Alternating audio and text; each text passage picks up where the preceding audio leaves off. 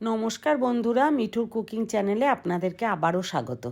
আজকে একটা দুর্দান্ত টেস্টি মাছের রেসিপি নিয়ে চলে এসেছি, যেটা বোয়াল মাছ আমি আগেও কিন্তু রান্না করেছি। এইভাবে রান্না করে খেয়ে দেখবেন, দুর্দান্ত লাগবে খেতে। অল্প করে সর্ষের তেল দিয়ে কড়াইটা গরম করে অল্প করে সর্ষের তেল দিয়ে গোটা গরম মশলা দিয়েছি, আর দুটো টমেটো ভালো করে দানা ছাড়িয়ে কেটে দিয়েছি, 1 ইঞ্চি মতন আদা, 3-4টে কাঁচা লঙ্কা, এক মুঠো রসুন দিয়েছি, মানে 8-10 কোয়া রসুন, আর বড় একটা পেঁয়াজ কেটে একটু বড় বড় করে কেটে একটু ভাজা ভাজা করে নিতে হবে। খুব বেশি কিন্তু ব্রাউন করে না, একটু নরম হওয়া পর্যন্ত ভাজতে হবে। এর মধ্যে অল্প করে লবণ আর একটুখানি হলুদ দিয়ে দিয়েছি, একদম অল্প লবণ দিয়েছি যাতে খুব তাড়াতাড়ি পেঁয়াজ আর টমেটোটা নরম হয়। বেশ কিছুক্ষণ নাড়াচাড়া করার পরে একটা পাত্রে ঢেলে রেখে দিয়েছি ঠান্ডা হওয়ার জন্য। এটাকে মিক্সিতে মিক্স করতে হবে। আবারও কড়াই ধুয়ে বসিয়ে দিয়ে সর্ষের তেল গরম করে নিয়েছি, আর মাছগুলোতে কিন্তু আমি আগে থেকেই কাঁচা সর্ষের তেল, লবণ আর হলুদ মাখিয়ে রেখেছিলাম। কারণ সবাই যারা যারা রান্না করেন তারা এই মাছটা রান্না করলেই জানেন যে খুব তেল ছিটে চারিপাশ একদম বাজে হয়ে যায় কিচেনটা, এবং গায়ে হাত মুখেও কিন্তু তেল ছিটে পড়ে। ওই জন্য একটু ঢেকে ঢেকে ভাজতে হয়। আর কাঁচা সর্ষের তেল মাখিয়ে নিলে কিন্তু খুব বেশি ফটফট করে যে ফেটে যায়, ওটা খুব বেশি ফাটে না, মানে তেল চারিপাশে ছিটে যায় না। এইভাবে করেই আমি লাল লাল করে ভেজে তুলে নিয়েছি।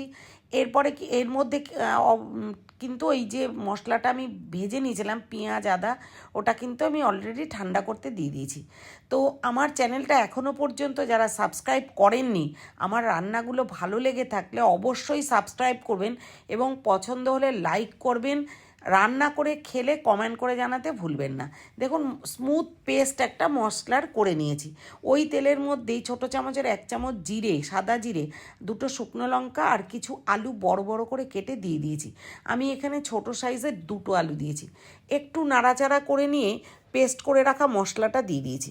দিয়ে বেশ কিছুক্ষণ, মানে 3-4 মিনিট ধরে কিন্তু মশলাটা কষতে হবে। যত মশলাটা কষা হবে তত কিন্তু টেস্ট হবে। আর অল্প করে লবণ দিলাম, কারণ আগে মশলাটার মধ্যে একটু লবণ দেওয়া ছিল। তো এই সময়টা কিন্তু একটু দেখে বুঝেই দিতে হবে। যখনই তেল উপর থেকে একটু ভেসে উঠবে, তখন এর মধ্যে শুকনো লঙ্কা গুঁড়ো দিয়ে দিয়েছি 1 চামচ, একটু রঙও হবে, একটু ঝালও হবে এই জন্য। তারপরে জল গরম করে রেখেছিলাম, মিক্সির বোলটা ধুয়ে একটু জল দিয়ে দিয়েছি। দিয়ে ভালো করে একটু নাড়াচাড়া করে নিয়ে গরম জল ততটাই দেবেন যতটা আপনাদের ঝোলের দরকার হবে।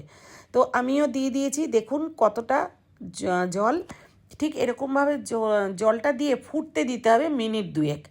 খুব যখন ফুটে উঠবে তখনই কিন্তু মাছগুলোকে, ভাজা মাছগুলো দিয়ে দিতে হবে। তার আগে অবশ্যই দেখে নেবেন আলুটা যেন সেদ্ধ হয়ে যায়। ব্যাস, এবারেও মিনিট 2 মতন ফুটিয়ে নিতে হবে। মিনিট খানেক কি মিনিট 2 ফোটালেই হয়ে যাবে, মোটামুটি মাছগুলোতে যাতে ঝাল আর নুনটা ঢুকে যায়। দেখুন, আমার রান্নাটা একেবারেই রেডি হয়ে গেছে। খেতে কিন্তু অপূর্ব হয়েছিল। এইভাবে একবার এই মাছটা করে খেয়ে দেখবেন, দুর্দান্ত লাগবে, একেবারে আঙুল চেটে খাবেন। শুধুমাত্র এই মাছের ঝোলটা হলেই ফিনিশ। Thanks for watching.